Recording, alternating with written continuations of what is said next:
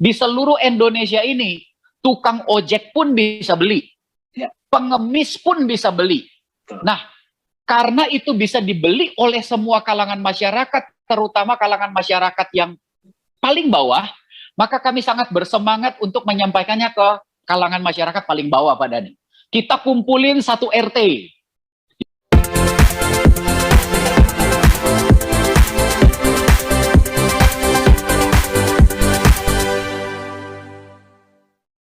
Pak Riben, oke Pak Riben, silakan dibagikan Pak nama ya, dari mana, bagaimana ketemu Nagaya, bagaimana progresnya di Manokwari di Papua Barat Pak, boleh silakan dibagikan Pak. Baik, terima kasih. Selamat malam Pak Dhani, selamat malam semua partisipan yang lain. Di sini sudah jam 10. Oh iya, sudah jam 10 malam di sana ya. Beda 2 jam ya Pak ya. Oh iya, perkenalkan nama saya Ribenson Sitepu, aslinya orang Batak. Namanya juga ada marganya Sitepu ya, dari Medan berarti. Anak istri saya ada di Manado, tapi sementara ini saya tinggal di Manokwari sudah 1,5 tahun, khusus buat jalankan Nagaya. Nah, pertama kali dengar Nagaya itu dari Ibu Dian. Nah, sekarang kami berpartner kembangkan, jalankan pemasaran Nagaya di Manokwari, Papua Barat dan juga Papua. Oke, itu pertama kali itu Ibu Dian cerita sekitar Desember awal 2019. Nah, jadi di awal itu Ibu Dian telepon saya cerita tentang koin, saya acuh tak acuh Pak. Kenapa? Soalnya pengalaman buruk masa lalu. Jadi ada banyak pengalaman buruk yang akhirnya membuat saya jadi skeptis, jadi tidak tertarik. Bukan tidak tertarik ya, sebenarnya tertarik, tapi tidak begitu antusias lagi karena belum menemukan satu model cryptocurrency yang tepat di pikiran saya. Gitu. Saya sendiri punya model cryptocurrency yang selama ini sebenarnya saya idam-idamkan, tapi tidak muncul-muncul, gitu kan? Nah, sampai akhirnya Ibu Dian ditelepon, dia katakan, oh ini beda. Bedanya apa? Saya tanya. Bedanya di backup dengan emas. Nah, itu kata kunci yang satu itu yang bikin saya penasaran. Kenapa? Karena konsep itu kebetulan karena sebelumnya, di pekerjaan saya sebelumnya, saya belajar tentang investasi dan juga sejarah uang, sehingga ada saya ngerti, saya paham bahwa uang dulu itu di backup dengan sesuatu yang bernilai, gitu ya. Nah, entah itu emas, perak dan yang lainnya, atau yang kita sebut logam mulia. Nah, jadi di situ dikatakan, wah ini di backup dengan emas. Saya penasaran langsung, Pak Dhani. Akhirnya kami ketemu, dijelaskan panjang lebar, dan akhirnya puji Tuhan Januari 2020 itu kita bertemu dengan CEO kita, Pak Yohanes Chandra di Manokwari. Jadi waktu itu kita langsung adakan acara pertemuan seminar tentang Nagaya itu Januari 2020. Nah, iya benar. Dari pertemuan itu hal yang paling menarik buat saya adalah secara pribadi buat saya tidak terlalu banyak menanyakan tentang legalitas. Yang biasanya orang Indonesia itu yang paling utama itu legalitas, gitu ya. Karena pemerintah kita ngajarinya gitu, kan? Nah, tapi saya secara pribadi jujur arahnya nggak ke sana. Kenapa? Karena saya juga melihat fakta-fakta yang tidak menarik buat saya tentang perusahaan-perusahaan yang sebenarnya legal, tetapi di Indonesia ya, di Indonesia legal, namun tidak ketika terjadi sesuatu yang kita sebut masalah, gitu ya, atas perusahaan-perusahaan tersebut, kenyataannya hak-hak konsumen kadang-kadang tidak terpenuhi, gitu ya. Sehingga buat saya legalitas bukanlah sebuah standar utama atau yang paling utama, gitu ya. Nah, legal itu penting, tetapi tidak bisa menjadikannya sebagai patokan bahwa hal tersebut aman, gitu ya. Nah, tapi yang paling menarik buat saya adalah tentang konsepnya. Kalau buat saya menyebutnya manajemen risiko, gitu ya. Nah, bagaimana Nagaya itu punya manajemen risiko. Ketika risiko A terjadi, manajemennya kayak apa? Risiko B terjadi, manajemennya kayak apa? Contoh, gitu ya. Nagaya hal paling sederhana itu ketika orang berinvestasi, khususnya di Indonesia ya. Ketika orang berinvestasi itu orang selalu berpikir gini, Orang tuh berpikir kalau investasi itu pokoknya untung, untung, untung gitu ya. Atau paling tidak uang saya kembali. Nah, itu masih pemikiran orang awam, orang Indonesia. Maka sebagai orang Indonesia yang pasti berhadapan dengan orang Indonesia, saya pasti berpikir yang pertama, ketika resiko yang buruk terjadi, gitu ya, ya katakanlah tidak laku di pasar. Nah, kripto kita nggak laku di pasar, karena itu adalah hal yang paling umum terjadi di kripto. Di awal penawarannya begitu luar biasa sehingga membuat orang tertarik, kemudian pada ujung-ujungnya ketika dia masuk market malah nggak laku, gitu kan? Dan akhirnya ya innalillahi, gitu kan? Kriptonya hilang, gitu. Nah, jadi pertanyaan saya adalah kalau nggak laku di pasar, nasibnya gimana? Nah, itu yang menarik pada nih. Nah, gaya ini kalaupun nggak laku di pasar, tetap punya nilai. Nah, itu yang saya sebut jaminan nilai, gitu kan? Yaitu si emasnya tadi sebagai backup. Nah, dan buat saya itu sebuah nilai jual yang luar biasa. Bahkan suatu hari ketika kami presentasi, waktu itu saya presentasi di depan pejabat tinggi di Provinsi Papua Barat, saya berani berkata bahwa membeli Nagaya, ini kalau orang bank dengarnya pasti saya digetok nih padahal. Saya pasti kena ketok nih. Saya bilang begini, beli Nagaya itu lebih, ada dua hal, lebih aman dan lebih untung daripada sekedar deposito di bank, gitu kan? Nah, karena kan orang-orang masih banyak tuh yang deposito gitu. Alasannya, nah dia nanya, beliau nanya, alasannya apa? Gitu kan? Nah, yang pertama, kalau kita simpan di bank, berarti yang kita simpan uang. Kita tahu inflasi Indonesia itu rata-rata 6-10% per tahun, gitu kan? Nilai uang kita merosot. Sementara bunga yang diperoleh malah lebih rendah daripada merosotnya nilai uang kita, gitu kan? Nah, itu yang pertama. Tapi yang kedua, ya apa namanya daya beli uang kita pasti merosot. Nah, sementara sebaliknya kalau di Nagaya itu di backup pakai emas. Nah, tapi yang menarik, yang kita tunggu bukan cuma harga emasnya naik, tapi jumlah emasnya nambah, gitu kan? Jumlah asetnya nambah, bukan harga asetnya saja yang naik, tapi jumlahnya nambah, gitu kan? Nah, kemudian si Nagaya ini bukan hanya sekedar kita seperti emas yang memang jumlahnya nambah, tetapi lebih dari sekedar itu, gitu kan? Si surat emasnya, saya suka ngomong ke masyarakat di sini supaya mereka gampang memahaminya. Saya menyebutnya itu seperti surat emas, gitu kan? Tapi si surat emas ini jumlahnya terbatas, limited, sementara marketnya global. Seluruh dunia punya kesempatan untuk rebutan. Wah, dengan penjelasan yang itu, wah, beliau-beliau itu akhirnya cukup tertarik, yang kemudian berinvestasi hingga puluhan ribu koin. Gitu Pak Dhani. Nah, dan buat saya secara pribadi, apa yang menarik di Nagaya yang pertama itu adalah konsepnya. Bagaimana Nagaya itu membangun sebuah manajemen risiko, sehingga kemungkinan yang paling buruk sekalipun terjadi atas Nagaya, kita tahu dia tetap punya nilai, gitu. Nah, yang kedua, bukan cuma sekedar tetap punya nilai, tapi ada jaminan kepastian pasti si pemegang Nagaya itu bisa mencairkan Nagayanya, bisa menjadikan Nagaya itu jadi uang yang bisa digunakan. Gitu kan? Nah, karena kalau di Indonesia kan kita ngomongnya pasti hanya sebagai komoditi, gitu. Artinya dia mesti uangkan lagi karena nggak berlaku sebagai alat tukar, gitu.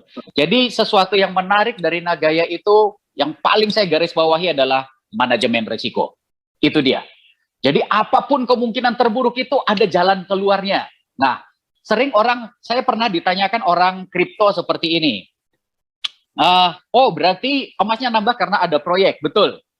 Tapi kan proyek ada kemungkinan bangkrut, kemungkinan rugi, kan gitu. Oh iya benar, mana ada yang pasti di dunia ini, semuanya ada kemungkinan, benar nggak?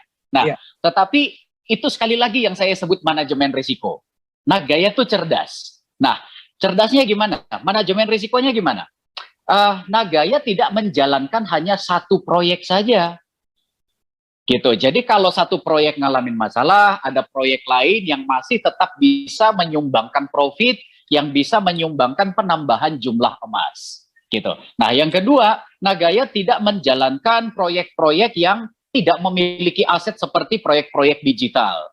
Semua menggerakkan proyek yang ada asetnya, sehingga kalaupun terjadi sesuatu yang ya orang sebut force major gitu ya, sesuatu yang nggak tahu lah apa gitu kan. Nah, tertutup apa namanya bangkrut, entah apalah penyebabnya, masih ada aset yang bisa dicairkan gitu kan. Jadi tetap memiliki nilai. Nah, itu hal-hal kecil dan masih banyak lagi yang saya tanyakan waktu itu ke Pak John, lebih ke arah yang namanya manajemen risiko gitu ya. Termasuk wah kan bisa saja emasnya dibawa kabur sama CEO-nya gitu. Apa jaminannya? Kan ya namanya manusia, benar nggak Pak Dhani? Betul, betul. Namanya manusia ya bisa saja Pak Yohanes Chandra silau kan. Wah, lihat ada 100 kilogram emas dibawa kabur tuh Mas. Dan itu pertanyaan yang masuk akal menurut saya gitu. Tetapi bagaimana Nagaya mempersiapkan atau mengatasi kemungkinan risiko itu, saya benar-benar acungin jempol gitu, benar-benar acungin jempol. Nah, waktu itu saya dengar apa namanya Pak John cerita, salah satunya adalah bagaimana Pak Yohanes Chandra atau Nagaya itu mengatur penjualan Nagaya, nggak seluruhnya dibuang keluar, gitu kan? Jadi Pak Yohanes Chandra sebagai CEO manajemen itu nggak mengambil seluruh apa namanya, mereka tidak mengambil keuntungan itu dari hasil penjualan, gitu. Tapi mereka ambil keuntungan kalau Nagayanya harganya naik. Kalau Nagayanya nggak naik, ya mereka rugi. Mereka nabur kan selama ini, mereka buang uang, mereka bakar duit, gitu ya. Nah, jadi kemungkinan untungnya adalah kapan? Ya kalau Nagayanya naik. Berarti kalau gimana caranya Nagaya naik? Ya dia mesti kerja keras, dia mesti kerja bener, dia mesti kerja jujur. Kalau enggak ya dia malah kejepit gitu. Nah, dan masih banyak lagi termasuk bagaimana Nagaya mengambil license Singapura atau mendirikan perusahaannya di Singapura sehingga legalitasnya itu memang berada atau berasal dari negara yang dipercaya dunia internasional, dan itu sangat penting. Jadi bukan, saya pernah sebutkan di media sosial bukan legalitas itu bukan hanya sekedar legal, tapi siapa yang kasih legalitas itu jauh lebih penting. Legalitas itu datanya dari mana? Karena itu dia, gitu ya. Nah, sekali lagi ada sesuatu yang sangat bagus dari negara tetangga kita, dan kita apresiasi itu, dan kita beruntung dengan adanya itu, gitu ya.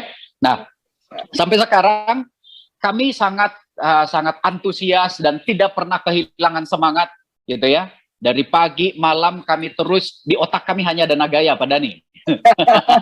Sampai malam jam 10 malam Bapak Ibu di sana. Every day, Pak Riben sampai hari Minggu. Sampai hari Minggu, tidak ada kata libur sampai kita nggak tahu itu tanggal merah itu kapan, gitu ya.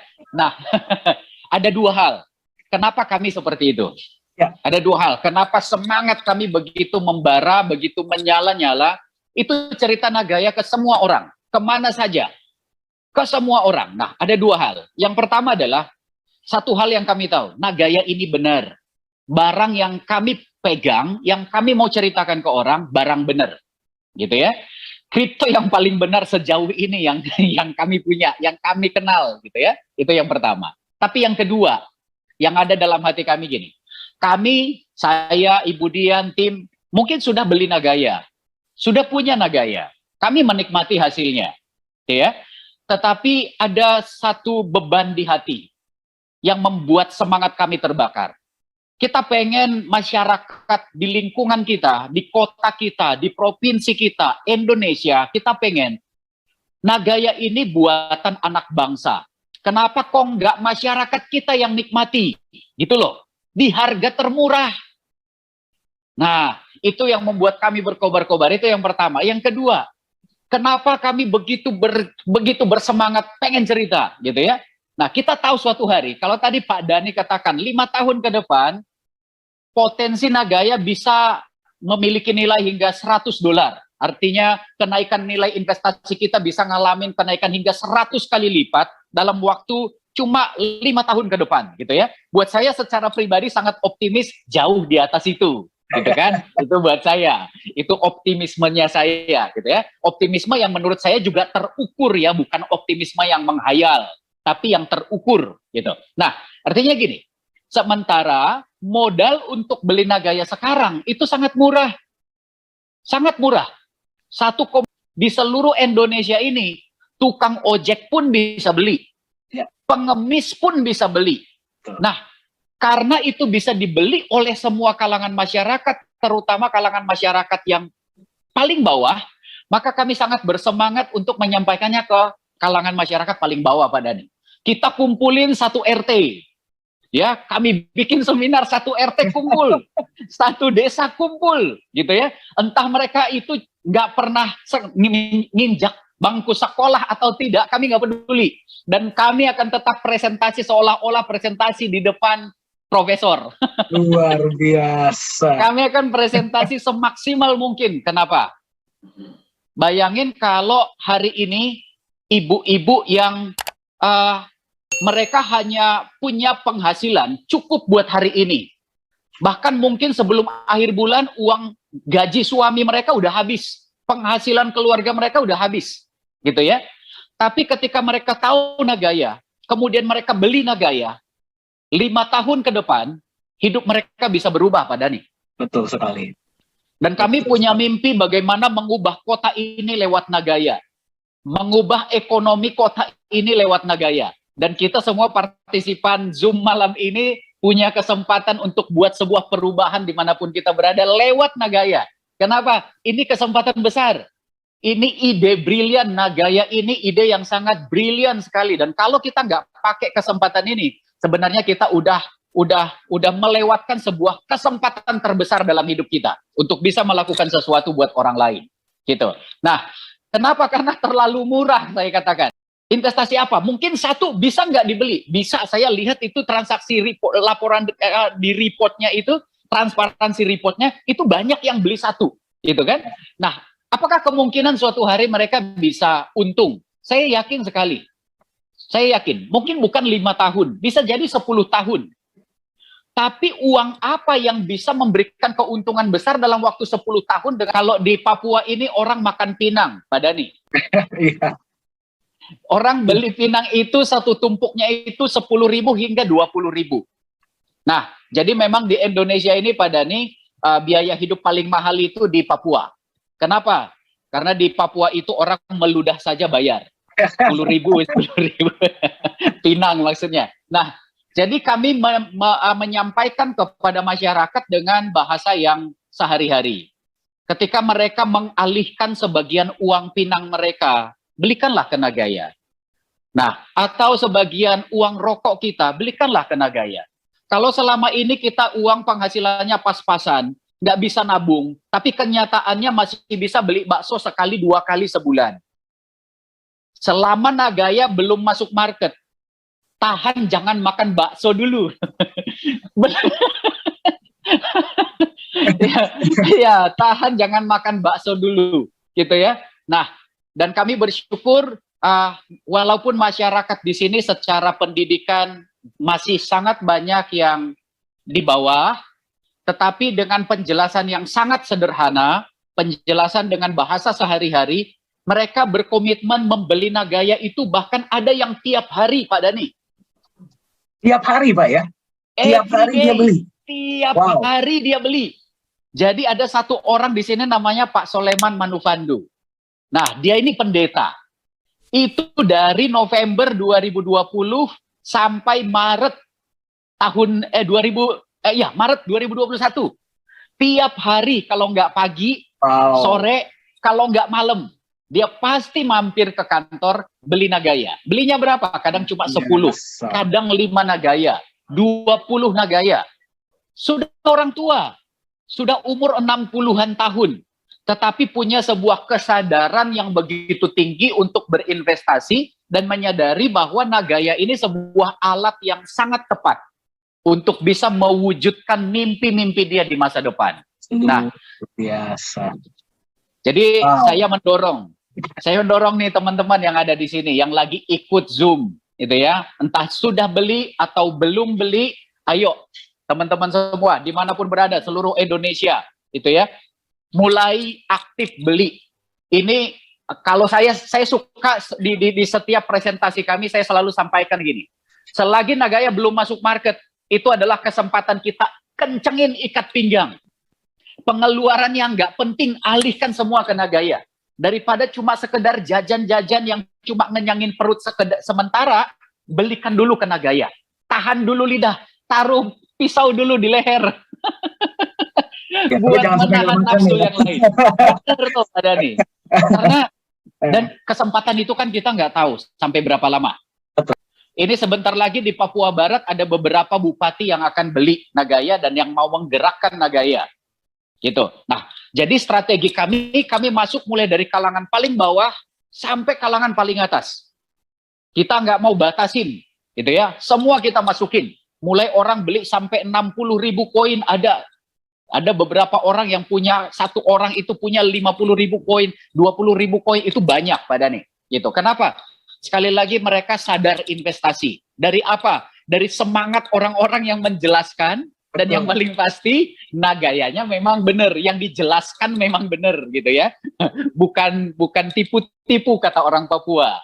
Nah, itu dia Pak Dhani. Jadi teman-teman semuanya, ayo semangat, kita sebarluaskan ini Nagaya. Kesempatan tahun ini saya nggak yakin kalau tahun depan masih seperti ini ya. Tahun depan kayaknya udah nggak ada lagi yang kayak gini-gini gitu. Kita udah keburu masuk market Pak Dhani. Gitu. Kita udah kalau udah masuk market kita udah pasti kalah saing. Kita udah pasti kalah saing sama pembeli yang ada di market. Market itu betul. Luar biasa Pak Riben, terima kasih banyak. Jam 10 malam Bapak Ibu sekalian, tapi semangatnya masih sangat luar biasa. Ya, terima kasih Pak Riben. Tadi ada pertanyaan saya sebenarnya sudah terjawab semua. Oke. Ya, saya tadi masih ada pertanyaan, cuman sudah terjawab ya. Terima kasih Pak. Tadi ada satu komen Pak yang saya ingin sampaikan kepada Pak Riben. Saya tadi mengadakan nonton bareng bersama 5 orang di RT. Ya, semuanya merinding mendengar kalimat Pak Riben. Terima kasih. Yang nggak mau beli jadi mau beli. Terima kasih Pak Riben. Thank you. By the way, backgroundnya keren Pak. Oh iya. Tadi ada yang bertanya. Ini backgroundnya. Nah, Anda bisa lihat ya Bapak ya. Kami di sini ada beberapa. Ini salah satu pembeli Nagaya terbesar di Papua. Salam kenal. Dan dengan Ibu Dian di sana masih semangat. Yang namanya Ibu Dian ya, yang pertama kali memperkenalkan. Bu Dian, selamat malam. Oke. Nah, ini kantor kita Pak Dhani. Jadi Pak Dhani udah pernah datang ke kantor. Nah, buat teman-teman yang ada di luar Papua, suatu hari main ke Papua ya. Nanti kalau Nagaya sudah masuk market harganya $100, kami belikan tiketnya. Kami belikan saja, uangnya transfer ke kami maksudnya. Ingat ya, nomornya Pak Riben dicatat ya. Salah satu memang yang kami kerjakan adalah masuk ke pemerintahan, gitu ya. Kemudian kelompok-kelompok masyarakat, RT, desa, kelurahan, camat, kita masuk per kelompok Pak. Nah, kemudian komunitas-komunitas pendeta, komunitas anak muda, komunitas olahraga, kita masuk ke komunitas guru-guru, kita kumpulin komunitas-komunitasnya, kita share Nagaya. Gitu. Nah, supaya apa terjadi cepat duplikasinya. Nah, kalau lebih cepat Nagaya masuk market, saya pikir tahun ini adalah kesempatan terbaik kita untuk menggunakan momentum cryptocurrency yang lagi hot-hotnya di dunia internasional, termasuk di Indonesia sendiri, gitu. Karena pertumbuhan investor yang berinvestasi, orang Indonesia yang berinvestasi di cryptocurrency tahun ini pertumbuhannya cukup tinggi, sejak 2020 kemarin. Jadi kalau kita bisa mendapatkan momentum itu, memasukkan Nagaya tahun ini, masuk market, kita sama-sama kerja, kita akan melihat sebuah terobosan yang sangat besar. Saya sangat yakin tidak butuh 5 tahun ke depan untuk harga satu Nagaya $100. Nggak nyampe. Saya yakin sekali, ada banyak faktor-faktor fundamental yang memungkinkan Nagaya tidak perlu membutuhkan 5 tahun hanya untuk $100. Jadi teman-teman yang ikut Zoom ini jangan berpikir lama bener, $100 sih memang besar, 5 tahun memang nggak lama. Saya mau bilang nggak nyampe 5 tahun malah. Percayalah, nggak akan nyampe 5 tahun. Itu saya, bukan orang manajemen ya. Itu saya, nggak akan nyampe 5 tahun. Percayalah. Nah, terima kasih Pak Dhani. Selamat malam buat semuanya. Terima kasih banyak Pak Riben. Terima kasih banyak teman-teman Papua Barat ya. Saya rangkum sedikit ya. Nah, dimanapun Anda berada, dengan membagikan informasi mengenai Nagaya ini, Anda bisa merubah hidup orang di sekeliling Anda. Itu yang benar-benar membuat saya merinding Pak pas dengar Pak. Ya. Salam untuk teman-teman dan keluarga di Papua Barat, Budian, Pak Sam, dan teman-teman lain, dan keluarga besar Nagaya di Papua Barat Pak. Semoga bisa cepat bertemu lagi ya kita ya. Amin. Ya.